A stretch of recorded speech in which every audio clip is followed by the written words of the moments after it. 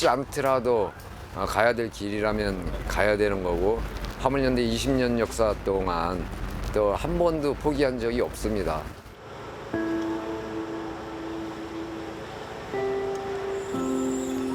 지금 파업은 접었지만 투쟁은 아직 끝나지 않았습니다. 사실 화물연대가 대승적인 결정에 따라서 총파업을 철회했는데도 불구하고 정부와 여당이 당정 합의로 논의했던 3년 연장안도 지금 처리하겠다라고 지금 하고 있어요. 정부와 국회에서 안전임제 계약 없이 지속 추진하고, 그리고 품목 확대를 위한 논의기구를 만들어 달라라는 것을 촉구하기 위해서 단식에 돌입하게 됐습니다. 안전임제는 우리 화물 노동자들에게는 마지막 보호 장치였거든요. 그래서 6월 총파업을 했던 거고, 6월 총파업에서는 안전운임제 지속 추진과 그리고 품목 확대를 논의한다라고 했습니다. 그리고 나서는 11월 총파업 때까지 아무런 논의조차 없었어요. 오히려 계약안을 내면서 안전운임제를 무력화하는 정부가 약속을 완전히 뒤집은 거죠.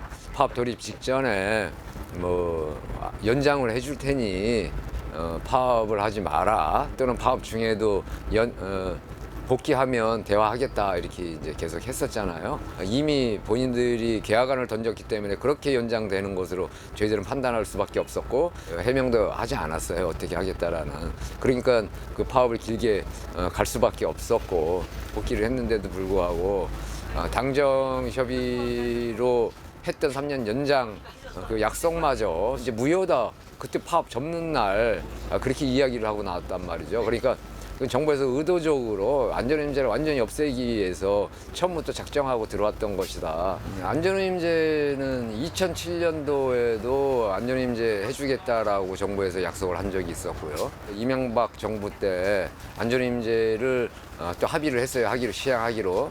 그러다가 문재인 정권 들어와서 2008년도에 이제 만들어진 거예요, 이게. 그러니까 보수 정권이나 진보 정권이나 할 것 없이 다 해주겠다라고 했던 거거든요. 그런데 지금 와서 다시 없애려고 하는 거죠. 그러나 안전운임제도는 사실은 제도적, 사회적으로 아무런 보장을 받지 못하고 있는 화물 노동자들에게는 최소한의 보장 장치이거든요. 저는 정부 측의 입장 변화가 반드시 필요하다라고 말씀을 좀 드리고 싶습니다.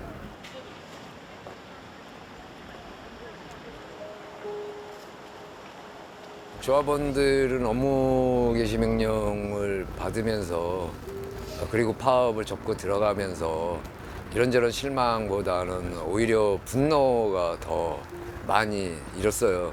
왜냐하면 정당하게 우리 파업을 하는 노동자들, 더군다나 본인들의 생존을 위한, 또 국민의 안전을 위한 파업을 이렇게 매도하고 이렇게 진압하고 정부나 여당이나 자본까지 완전히 한 몸이 돼서 덤벼들었잖아요.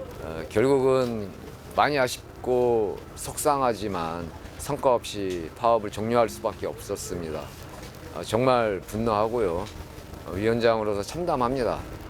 그렇지만 우리 조합원들의 결의는 살아있기 때문에 반드시 또 안전운임제 확대를 위해서 전차적인 안전운임제 제도 내에서 좀 안전하게, 도로를 안전하게 달릴 수 있게끔 하는 투쟁은 멈추지 않을 겁니다.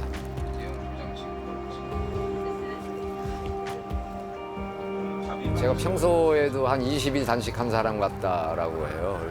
그래서 몸에 지방질이라든가 이런 태울 칼로리가 없어요. 그렇기 때문에 이제 주변에서 많이들 걱정들을 하시죠.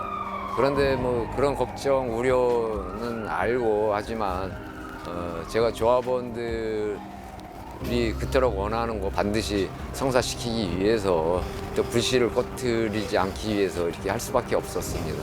실제 화물 노동자들이 죽지 않고 일할 수 있게 해달라는 그 권리를 찾는 투쟁이었고, 그 투쟁이 바로 도로의 안전을 지키는 거고, 도로 위의 안전은 또 국민의 안전인 것이잖아요.